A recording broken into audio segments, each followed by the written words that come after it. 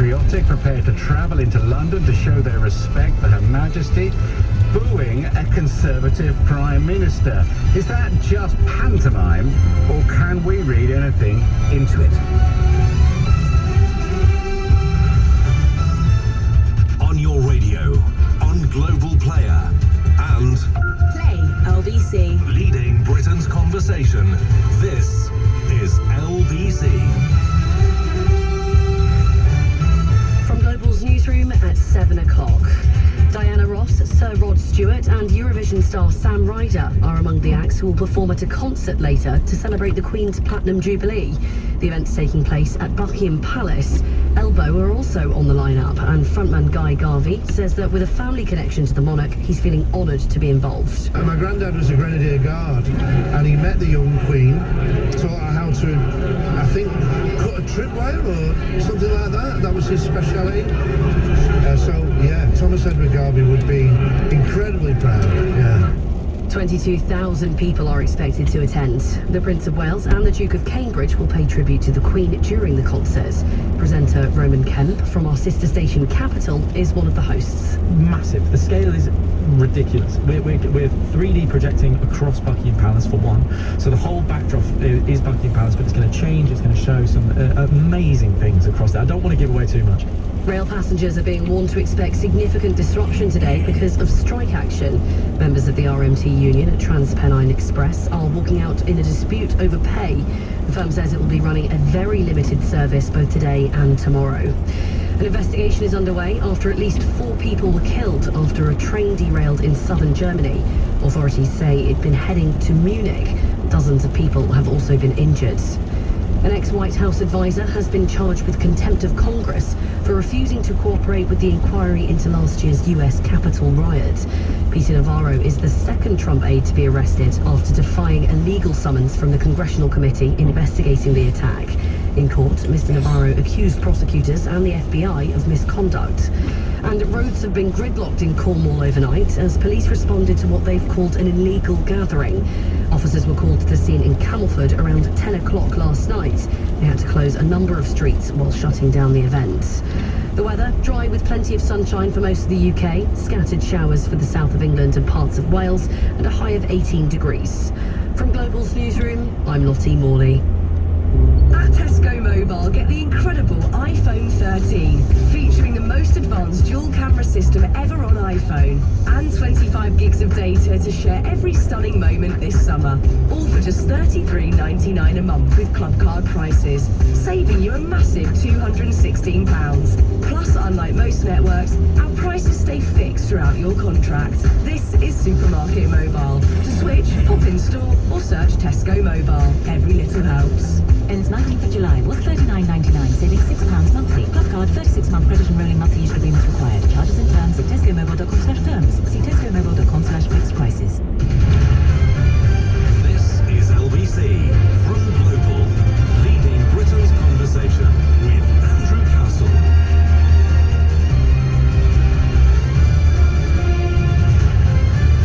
A very good morning to you. It's 3 minutes past 7, Andrew Castle. Hey, hold on a second. I was going to say Andrew in for Nick, but it's Saturday, isn't it? It's Saturday morning. I always do the weekend breakfast. I was covering Thursday and Friday. Listen, I hope you're very well. We will not, on this particular slot, ever let Ukraine fall off completely any running order. Even though you guys don't tend to want to call about it, it really doesn't matter. It is the biggest story. Forget the Platinum Jubilee. What's happening in Ukraine, what could happen next, what Putin's intentions are, all to be discussed before 7:30 this morning and to be looked at, latest news. We'll of course talk about the east of the country and the south as well. What are Putin's intentions further afield with Poland? Does he consider that to be a state or not? What about Kazakhstan? What about the Baltic states? And what about Finland? And what about Sweden, EU, NATO? This is the number one story. We don't talk about it too much, but it's there, and I want you to know that it's very much still a focus. I'll go through the newspapers this morning as well. I'll try and find some stories that aren't about the Platinum Jubilee, because of course we'll be reflecting what's going to happen today and over the weekend. You are still in the saddle. According to one newspaper this morning, the Times, the Archbishop paying tribute to the absent Queen at St Paul's service. It was a little bit odd not to have her there, and she won't be at the Epsom Derby today either. So listen, that service at St Paul's yesterday, I didn't watch it all unfold, but it soon became apparent that there were a couple of narratives that people are finding particularly interesting. Would Kate and William talk to Harry and Meghan? Where would they be sitting? They were on opposite sides of the aisle. Because in 2020, the last time the sixth in line to the throne, Harry and Meghan were in attendance with Kate and William. Those pictures, they didn't want to repeat that, so they were on the opposite side of the aisle. And I assume that nothing happens without there being good justification and some logic behind it when it comes to these things, and especially something that you can control like seating plans. So it's all over the place. But when I go through the papers, I'll find stories that aren't necessarily that. But this Boris Johnson booing yesterday, well, does it illustrate something or not? When I first heard it, I thought, well, that's just, it's a pantomime villain arriving. I mean, he's Prime Minister, he's got tons and tons of things to deal with at the moment. People feel pretty disappointed with him. There are high disapproval ratings.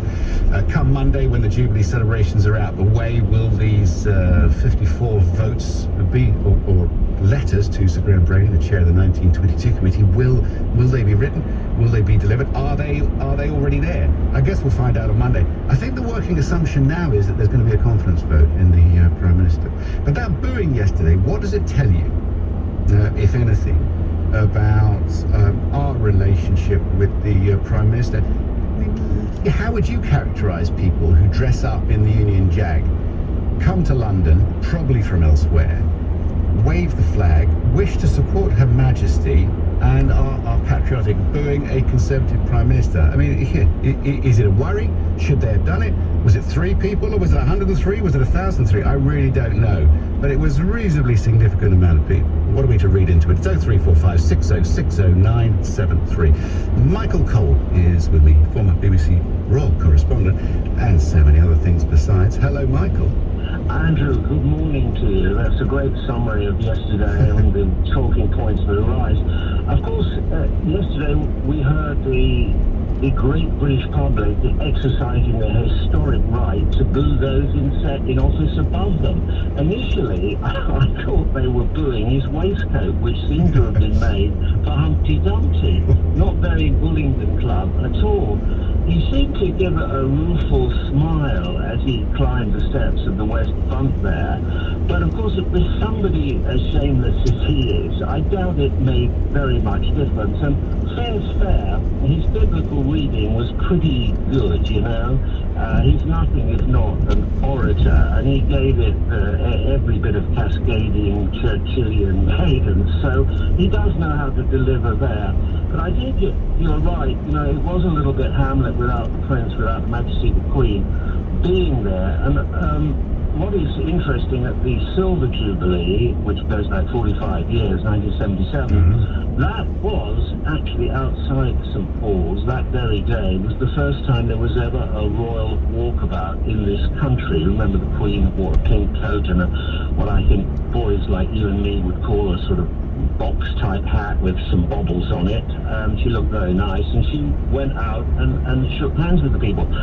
Amazing, because it happens all the time now, but it was very, very novel. It had been tried rare just gently in Australia. They'd only do things very, very, very gently by degrees in the royal family. Don't do anything rash. It was quite a good. I mean, it was supposed to be the centrepiece of the Jubilee weekend, and I suppose it was. I don't know what you thought about the Archbishop. I apparently didn't have very long to write it because the Archbishop of Canterbury dropped out. But quite frankly, I've heard better sermons from country vicars. I really have. And the analogy trying to, was he comparing the Queen to a jockey, or was he comparing her to a horse running around? She's riding us like a horse. I'll tell you something, the royal family cannot bear fawning, and they do not like over-personal remarks. I mean, as comedians at successive royal variety performances never learn, they always have to try and stick in something which doesn't go down very well. They get the death stare. You know something? The bullying, it wasn't planned quite clearly. It wasn't coordinated, and I think had the invasion of Iraq happened in 2002 instead of 2003, I'm sure that Tony Blair would have been booed arriving for the Golden Jubilee, as Boris was yesterday. Yeah. Are you getting tired of the Jubilee celebrations yet? No, or are you ready for some more? I tell you something. I was very moved by it. Very moved by it. I was only 8 years old when the Queen came to the throne. I remember the day her father died, and how it was conveyed to me. He died overnight at Sandringham. The news wasn't released until 11:30 in the morning. And I remember being with my mother in Wembley High Street, and there was a famous old draper's shop called Bland's, which had a flag post over it, and the flag was at 5:30. My mother said the King is dead, and it made an impact. And at the coronation, the Queen was only 25. Coronation, June 7, 1953. She was 27, and in a way, without being too grand about it, I think all of us, in every family, we sort of judge our own lives by royal events. Oh yes, John and Jill, they got married about the same time as what's name, and we all do that. We had a baby born just after William and Kate and all of that stuff. We do it actually. I tell you what's happening.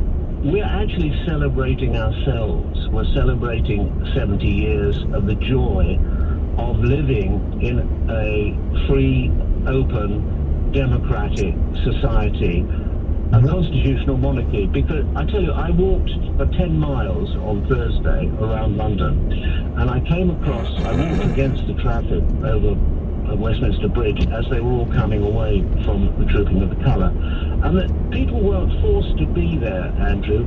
They weren't coerced. They weren't busted. No, you're absolutely right. You're absolutely right.